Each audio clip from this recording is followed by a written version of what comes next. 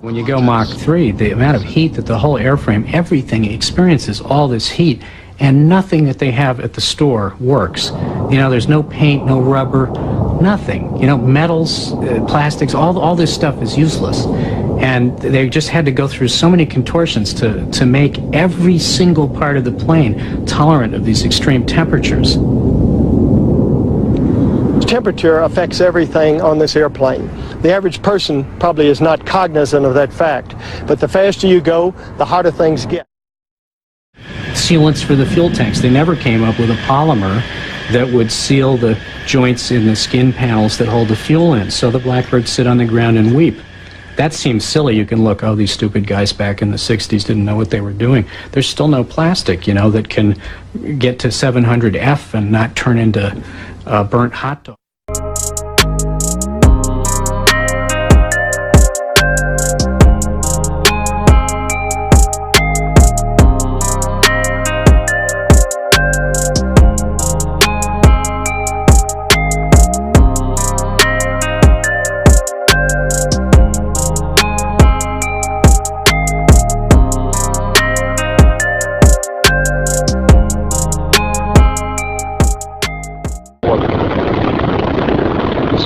Camera on the external tanks of liquid oxygen feed line showing the bird's eye view of Discovery as it races towards space, a star-spangled start to Discovery's mission. Discovery's 3 liquid fuel main engines now throttle back to 67% of rated performance, reducing the stress on the shuttle as it breaks through the sound barrier. Discovery already 3.5 miles in altitude, 1.5 miles downrange, traveling almost 750 miles an hour. Everything looking good on the bird. 57 seconds into the flight, engines beginning to rev up. Standing by for the throttle up call from Capcom Steve Frick. Discovery Houston, go at throttle up. Roger, go at throttle up, sir. USF only. The throttle up call acknowledged by Commander Steve Lindsay. Discovery Houston, it's expected data hits. It'll clear shortly. Copy. Lindsay joined on the flight deck by pilot Mark Kelly, flight engineer Lisa Nowak, and mission specialist Mike Fossum, mission specialists Piers Sellers, Stephanie Wilson, and Thomas Ryder of the European Space Agency down on the middeck. Ryder headed for 6 months on the International Space Station. 1 minute, 47 seconds into the flight, 22 miles in altitude, 18 miles downrange, traveling 2,600 miles an hour. Standing by for solid rocket booster separation.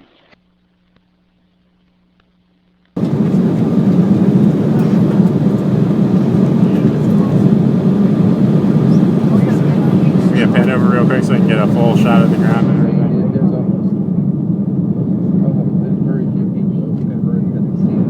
I know. I think that's good. What do you think? Oh yeah, I'm still in awe.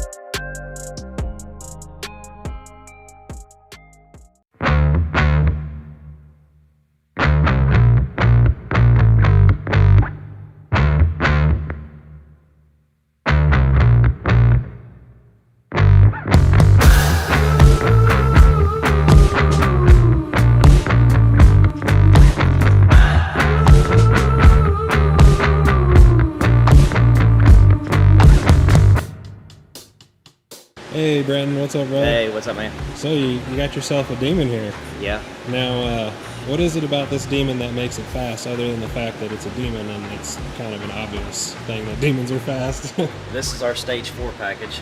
So this thing puts down about a little over 900 wheel horsepower on pump gas. Oh my god. And then the high octane configuration that we set it up with is 1,000 wheel.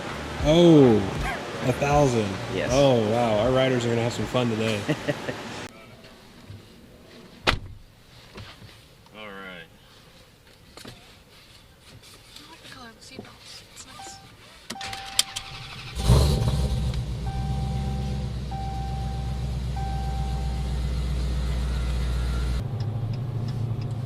Alright, we're about to do a pull in a demon.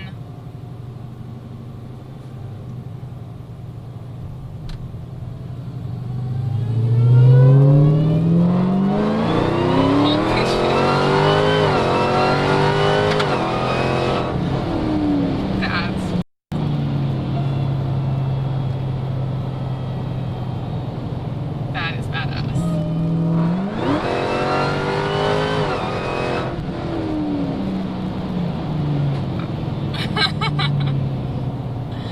That is so freaking cool.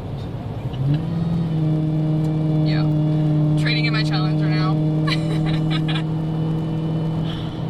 Oh, that's so freaking awesome.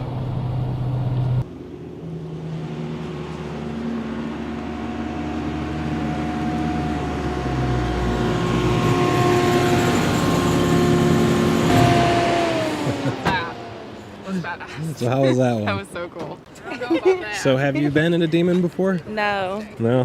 No. Me either. This is something new for me too. This should be a lot of fun. Have a good ride. Thank you. Number 2. I'm number 2. How you doing?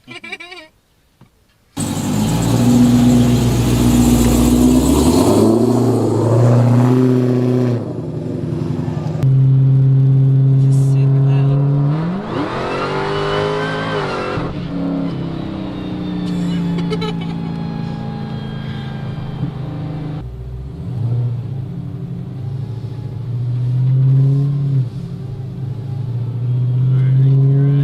Yep.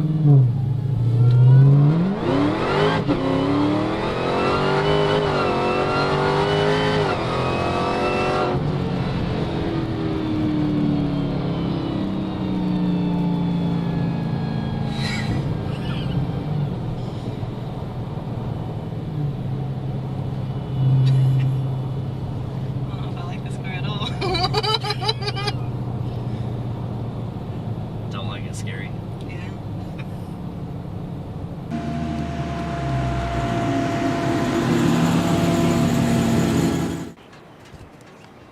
I don't like this car.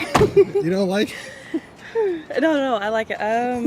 Here's the reason why they call it a demon. Holy shit. I told him to turn around and take me back. Really?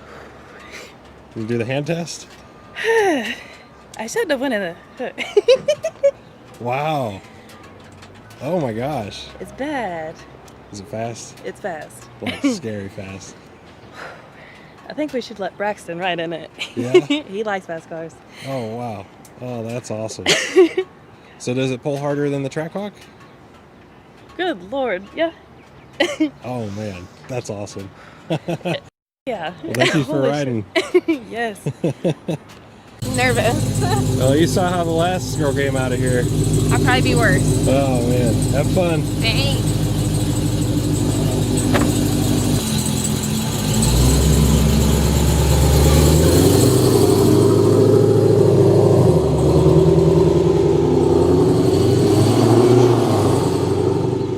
Alright, so like the AC's not on in the cabin because it's cooling the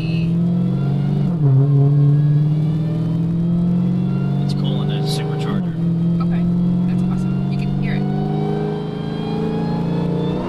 Oh my god! Holy f***.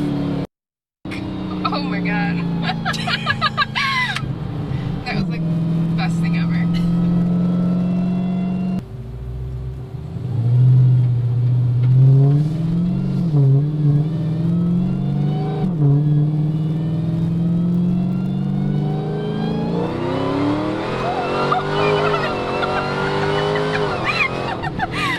Oh my god. I'm pretty sure I just pissed my pants.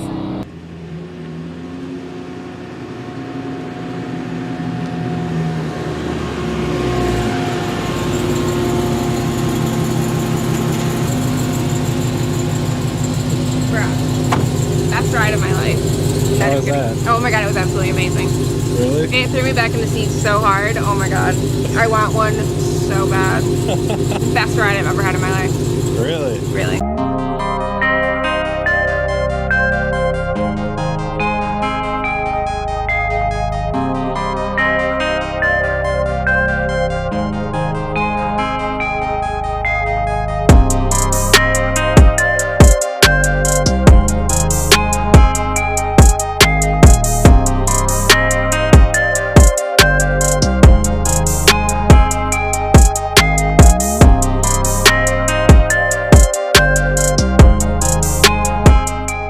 Discovery's onboard computers have primary control of all the vehicle's critical functions. T-minus 17 seconds and counting. 15, 12, 11, 10, 9, 8, 7, 6. Wait for main engine start. Main engine start. 2, 1. Booster ignition and liftoff of the Space Shuttle Discovery, returning to the space station, paving the way for future missions beyond.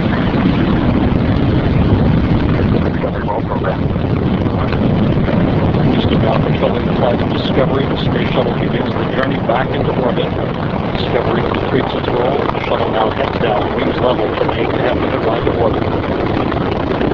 Speeding from a camera on the external tank of liquid oxygen feed line, showing the bird's eye view of Discovery as it races towards space, a star-spangled start to Discovery's mission. Discovery's 3 liquid fuel main engines now throttle back to 67% of rated performance, reducing the stress on the shuttle as it breaks through the sound barrier. Discovery already 3.5 miles in altitude, 1.5 miles downrange, traveling almost 750 miles an hour. Everything looking good on the bird. 57 seconds into the flight, engines beginning to rev up. Standing by for the throttle up call from Capcom Steve Frick. Discovery Houston, go at Throttle up. Roger, go at throttle up, from USF only. The throttle up call acknowledged by Commander Steve Lindsay. Discovery Houston, it's expected data hits, it'll clear shortly. Copy. Lindsay joined on the flight deck by pilot Mark Kelly, flight engineer Lisa Nowak, and mission specialist Mike Fossum, mission specialists Piers Sellers, Stephanie Wilson, and Thomas Ryder of the European Space Agency down on the middeck. Ryder headed for 6 months on the International Space Station. 1 minute, 47 seconds into the flight, 22 miles in altitude, 18 miles downrange, traveling 2,600 miles an hour. Standing by for solid rocket booster separation.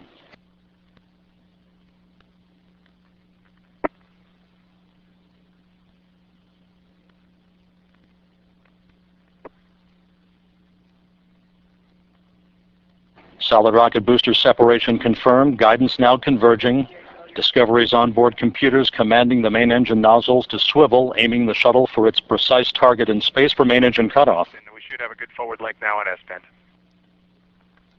And you sound good.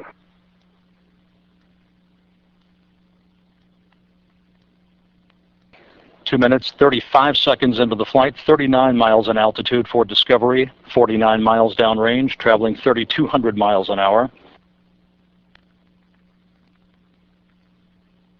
Discovery now flying on the singular power of its 3 liquid fuel main engines, those power plants draining a half a ton of fuel per second from the shuttle's fuel tank.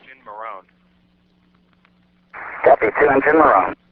That call from Capcom Steve Frick indicating should we lose a main engine, we can make our transoceanic abort target at Morón, Spain, but all 3 main engines are humming along with the auxiliary power units and the 3 power-producing fuel cells.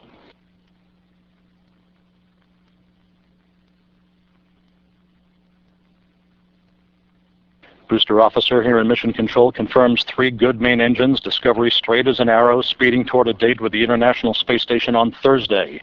3.5 minutes into the flight, Discovery now 53 miles in altitude, 100 miles downrange, speeding along at a clip of more than 4,000 miles an hour.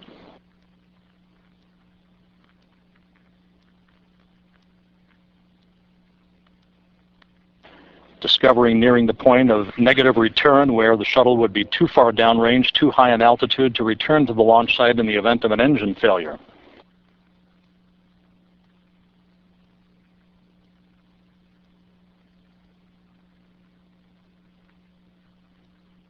Discovery Houston, negative return. Copy, negative return. 4 minutes, 8 seconds into the flight, Discovery 61 miles in altitude, 150 miles downrange, 5,000 miles an hour is its speed. The Environmental Systems Officer reports a good flash evaporator system activated, providing cooling for Discovery's avionics until the time that we open the payload bay doors an hour and a half into the flight.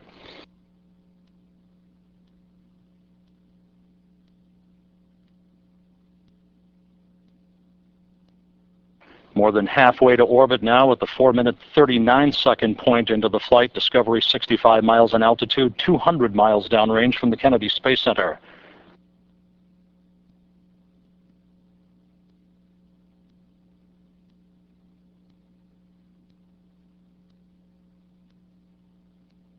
Discover Houston, no action on the left dome's tank P. It was due to the left dome's accumulator, but it's back up to a good pressure. Yeah, we see that, Houston. Roger, no action. That call, an instrumentation issue, no impact. Discovery in good shape, 5 minutes, 15 seconds into the flight, 255 miles downrange, traveling almost 7,000 miles an hour.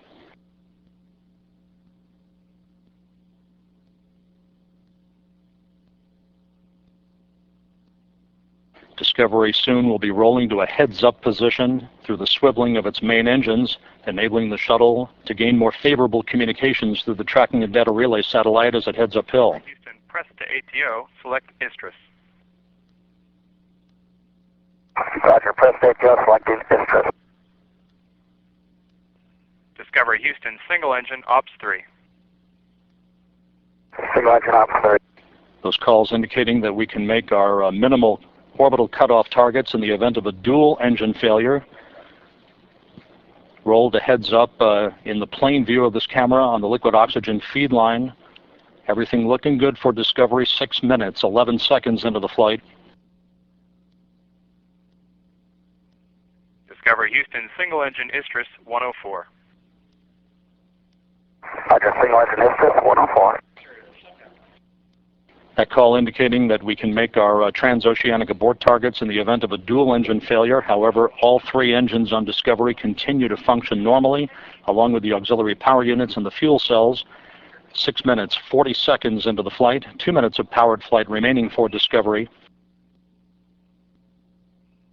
Discover Houston, press to MECO. We show a nominal shutdown plan. Your go for the plus X and go for the pitch maneuver. Copy, press to MECO, go for the plus X, go for the pitch maneuver, and nominal MECO. Those calls acknowledged by Steve Lindsay, Discovery's commander, indicating with Discovery now 516 miles downrange that we can make our main engine cutoff targets, all 3 engines in good shape, and that Lindsay will be given the green light to pitch up Discovery to allow umbilical well photography of the external tank after it is discarded. 7.5 minutes into the flight, Discovery's main engines soon will be throttled down to limit the stress on the shuttle and its 7 crew members to that of 3 times the effect of gravity.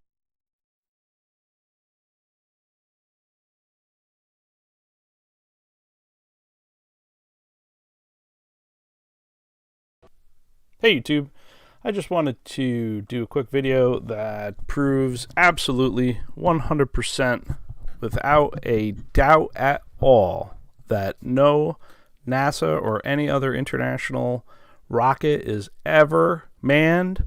They're all unmanned missions. They're all model rockets that shoot up and land in the ocean. That's why they're all launched over the ocean. And this video will prove that fact beyond the shadow of a doubt. It's time for criminal trials against these NASA people, and we have the absolute proof. And if you watch this video from beginning to end, you will see that absolute proof 100%. Before we get started, I just wanted to say that you can go to all my YouTube banned videos, nwotracker.com, and you can see all my banned videos to date.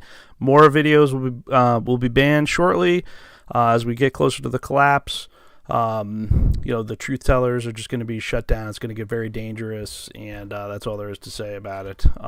Okay, so here comes the absolute proof that no rockets ever are manned. It's physically impossible to man these rockets. So first off, what we're going to do is show the Saturn V liftoff. You can see here from this video that there's actually visible sound waves are actually visible. Right here you can see it. It's so loud. Okay. Pretty amazing. Then the second thing I want to bring your attention to is when you go through, how many decibels does it take to deafen someone? Okay, so just a little bit of a quick primer here before we get started.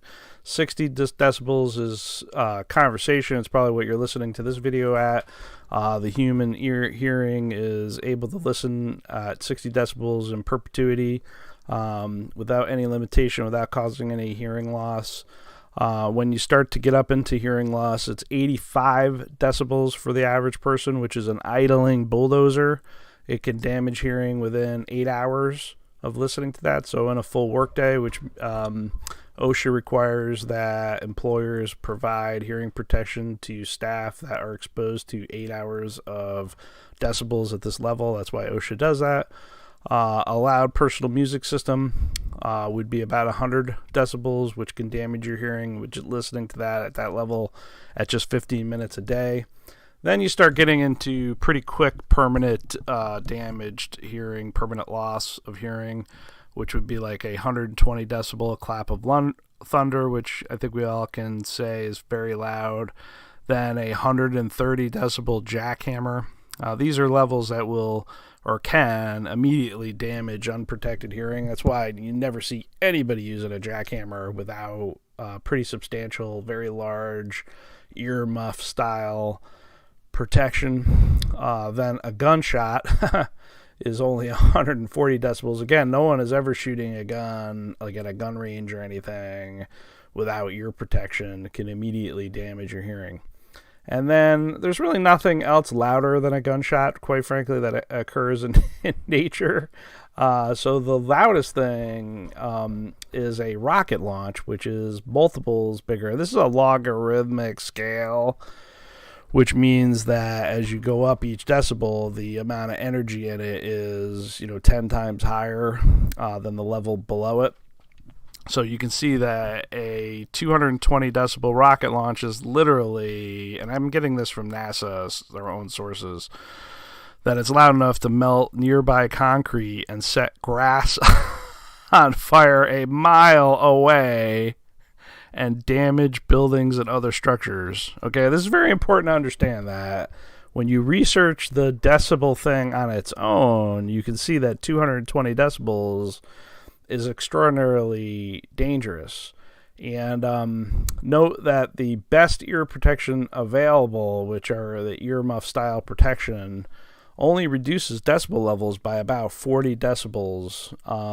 So if in the example of a jackhammer, that would reduce the sound level to about 90 decibels, which again, you can listen to for 8 hours a day without damaging your hearing, basically. So, this is very important to understand. And another quick anecdote that when people are watching the launches, they're kept at a minimum of 3 miles away. And in the case of the Saturn rocket, the sound pressure was so strong that there were ceiling titles that started falling around Walter Cronkite, and who was a reporter for CBS News at the time. And, Cronkite said that he was overwhelmed by the power of the rocket, and his on-air description, he had yelled about the launch noise into the microphone. He said that our building's shaking here. It's shaking. It's terrific. The building's shaking. The blast window is shaking. We're holding it with our hands. Look at that rocket go into the clouds at 3,000 feet. You can see it. You can see it. The roar is terrific. Okay, so here's the deal.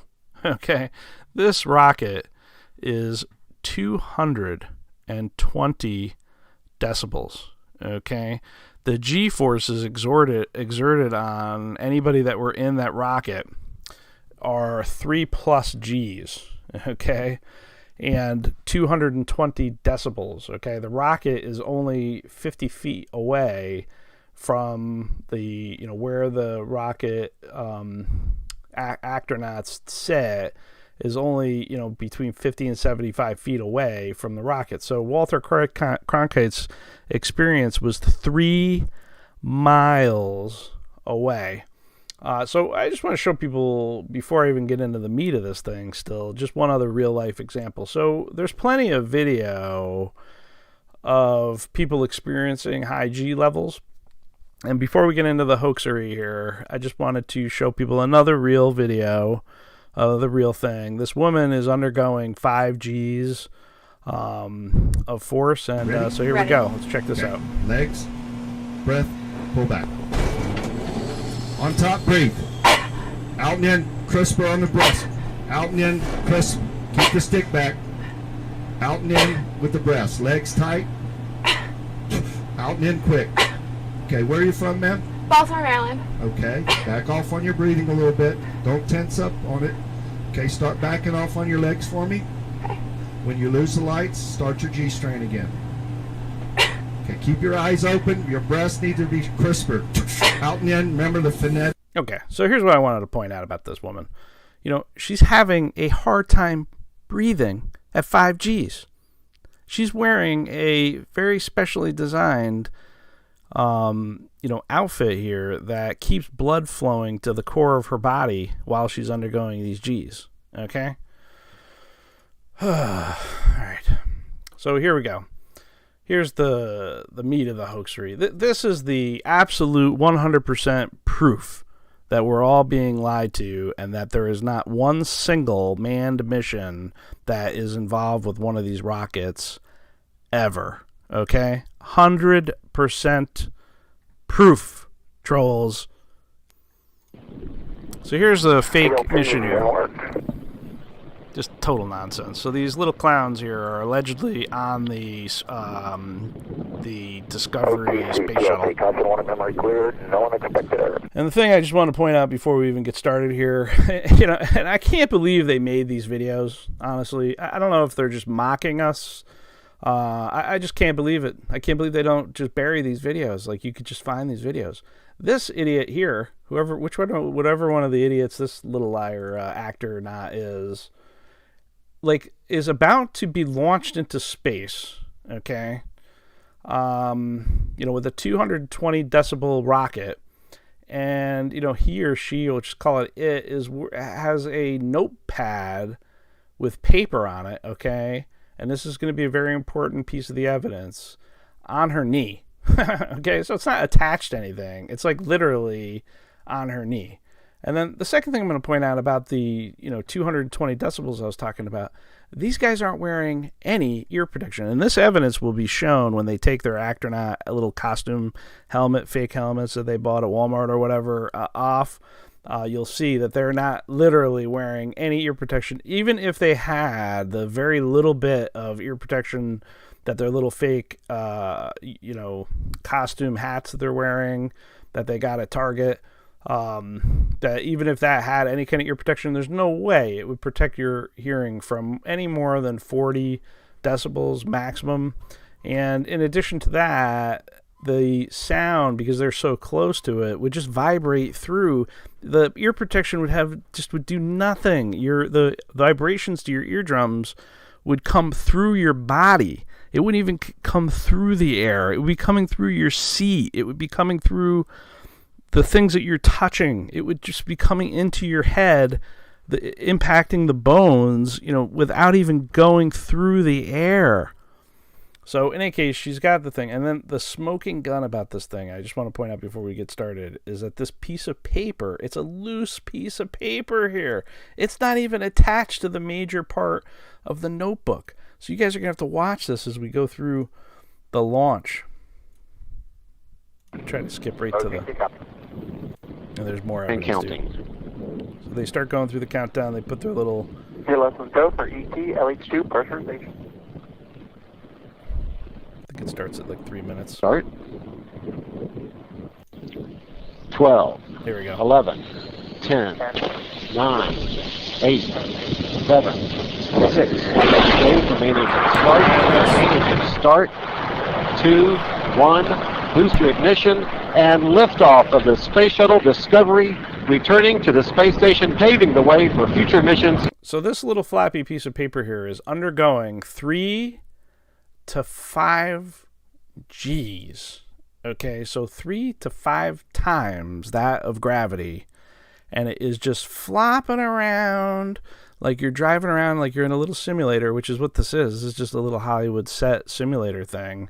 Completely ridiculous. That has a little bit of a shake. Like, there's probably guys outside of the stupid thing shaking it a little bit. Like, they don't even shake it like nearly enough. So it's not even like a simulator that would actually, really vibrate. This thing is just shaking like a little bit. It's just some guy is probably outside of this stupid thing, like shaking the dumb thing. Beyond. And I don't know if I was clear on this, but this piece of paper would be pushed all the way back down to the ground. And by the way, they're going from 0 to 17,300 miles an hour, guys. 17,300 miles an hour. They're getting up from going at a standstill at the launch pad to literally 5 times the speed of a bullet within 4 minutes. This idiot's got like pens in his, I mean, it's just such a joke. This is not a big deal. These people aren't even prepared. Like, some of them have pens and some don't. They're wearing their Masonic orange color here. It's all orange for the Masons. Back into orbit. Look at this piece of paper. It's not even moving now. The rocket hasn't stopped accelerating. It's still accelerating at 5 Gs, okay? This guy's lifting his hand around, moving his hands around. Everybody's moving around, and they're under 5 Gs, just like that woman. Races towards space, a star-spangled start to Discovery's mission. Discovery's 3 liquid fuel main engines now throttled back to 67% of rated performance, reducing the stress on the shuttle as it breaks through the sound barrier. Oh my God. Discovery already 3.5 miles in altitude, 1.5 miles downrange, traveling almost 750 miles an hour. Right. Everything looking good on the bird. Imagine if you were in a car and you were just accelerating that fast. 57 seconds into the flight. Engines beginning to rev up. Look at this. Look at this. Standing by, full the throttle up. She's taking notes. Capcom Steve Frick. Look at this thing. Discovery Houston, go at throttle up. Roger, go at throttle up. Another thing you see that is a hoax is that, like, when you're in a moving vehicle, the light source, tends to move, around the car. I'm sure you've all have experienced this, like when you're in a car and you're driving around. And the sun doesn't do that at all, because it's just artificial lighting here. This isn't even Throttle up outside. call acknowledged by Commander Steve Lindsay. Discovery Houston, it's expected data hits. It'll clear shortly. Yeah, this was another key thing I wanted to point out, that, this thing has 220 decibels, and yet they're able to speak through the air into their microphone, and you can hear the astronaut perfectly, just like you can hear me, okay? So listen to this. Go at throttle up. Roger, go at throttle up. That's him. That's the commander guy. Do you hear any noise? Throttle up. Here it is. Roger, go at throttle up. US up only. His voice isn't vibrating. At a K. He's not having any problems breathing. Stick back. Okay, let He's go not of the having stick. any problems Let go of the stick. concentrating. Stay tight. This is what somebody looks Okay, like give me your after light they loss. just underwent It was that. about 65%. Okay, and were you able to get any of that back when you started your full strain? Yes. How much? About, let's see, I got back to, I could fully see the green. Okay, so you got all of it back? Mm-hmm. Okay. Yeah, she's like breathing heavy. Nothing, no The problems throttle here. up call just acknowledged stops. by Commander Steve Lindsay. Discovery Houston, it's expected data hits. It'll clear shortly. Copy.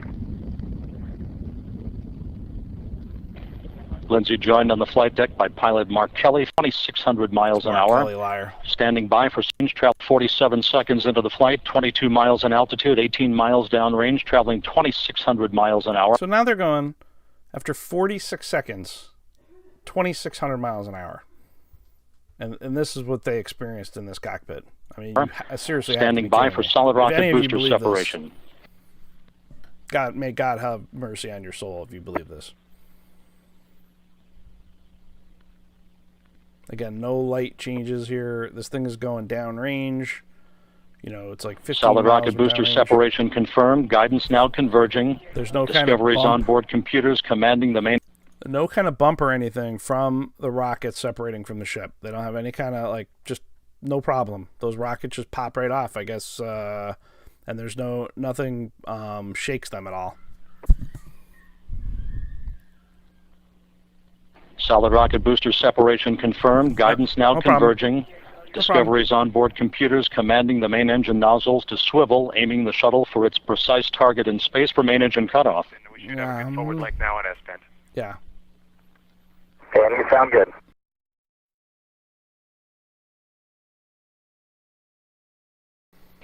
Two minutes, 35 seconds into the flight, 39 miles in altitude for Discovery, 49 miles downrange, traveling 3,200 miles an hour. They probably have to return them to the costume store, so they got to take this part off and return it. So NASA gets their deposit Discovery back. now flying on the singular power of its 3 liquid fuel main engines, those power plants draining a half a ton of fuel per second from the shuttle's fuel tank. Now, again, they're going from 3,500 miles an hour to 17,300 miles an hour, guys. These guys look like they're just free coasting here, no problem now. They still have another over 10,000 miles per hour to get up to. But they look like the school play is over with here, and it's time to celebrate. That call from Capcom Steve Frick indicating, should we lose a main engine, we can make our transoceanic abort target at Morón, Spain. But all 3 main engines are humming along with the auxiliary power units and the 3 power-producing fuel cells.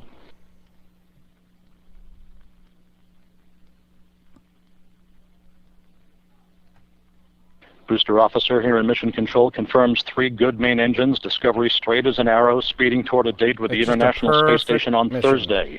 3.5 minutes into the flight. Discovery now 53 miles in altitude, 100 miles downrange, speeding along at a clip of more than 4,000 miles an hour. Around. And here we go. Oh, high five! Yay! Yay! It's just like the Mars mission. Yay! Discovery nearing the point of negative return where the shuttle would be too far downrange, too high in altitude to return to the launch site in the event of an engine failure. Oh, we hope we don't have an engine failure. Dun, dun, dun! Discovery Houston, negative return. Copy, negative return. 4 minutes, 8 seconds into the flight, Discovery 61 miles in altitude, 150 miles downrange, 5,000 miles an hour is its speed. That's amazing. The environmental systems officer reports a good flash evaporator system activated, providing cooling for Discovery's avionics until the time that we open the payload bay doors an hour and a half into the flight. That's good. Stone's accumulator, but it's to gain more. Everything looking good for Discovery 6. So again, there's I think a better shot of this here. You can see no ear protection. His ear is right here, guys. There is no ear protection whatsoever. No ear protection. Why do the spectators need to be between 3 and 6 and 8 miles away? 110 decibels at 3 miles away, 85 decibels at 6 miles away from this thing. And this guy is not wearing ear protection. Why don't you tell me that, you dummy trolls? You dummy dumbs. Minutes, 11 seconds into the flight. You food eaters. Discovery Houston, single engine Istris 104. The auxiliary power units and the fuel range. Shutdown plan, your go for the +X and go for the pitch maneuver. All 3 in. 7.5 minutes into the flight, Discovery's main engines soon will be throttled down to limit the stress on the shuttle and its 7 crew members to that of 3 times the Oh, there was a lot of stress on these guys. They look super stressed. They're high-fiving each other. They have tons of stress. So I'm going to end it here. I'm just completely sick. I'm disgusted. I can't believe. I think the worst part about it is that anybody believes this stuff. Is definitely by far the worst part about this.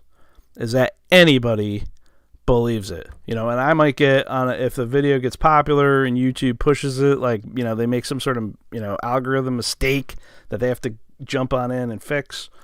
I might get 70% thumbs up or 68% thumbs up, but that means that 30-something% of the people that are clicking thumbs up, believe the official story. Over 30% of the people believe this stuff. Are you ever going to wake up? Are you ever going to wake up? You've been lied to your whole life. I used to be a super NASA fanboy. But you can wake up. I woke up. I'm yelling at the trolls that are like, They're so positive, and then all they do is get on and threaten and complain. You know, they don't look at the evidence. They're obviously not absorbing the evidence that's being presented to them. Like, I don't even think that they watch the whole videos. I think that they just watch 30 seconds of the video, and their cognitive dissonance kicks in, and then they write an angry comment or whatever about it. So, but I mean, if you look into this, it's just 100% crystal clear that it's just a phony fake show. So I don't know what else to say. It's a phony fake show. So everybody have a good day, and I wish everybody the best. I really do. Ladies and gentlemen, the President of America! President Camacho!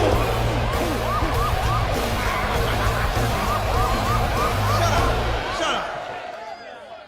Sit your monkey ass down. Chill out.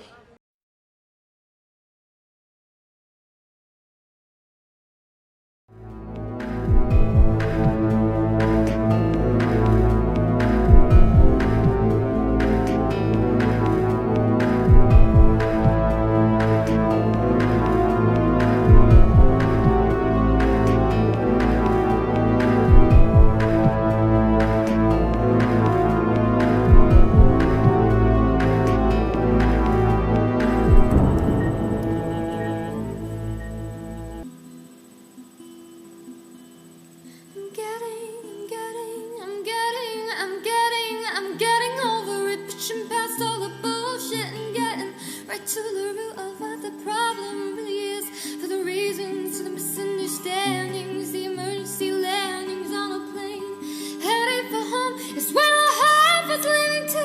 It was without feeling and started revealing itself to everyone else by just backing up, moving now, saying it could do without a belly, able to save a right up in the mouth. So I'm tearing this and everything else between me. What I wanna do.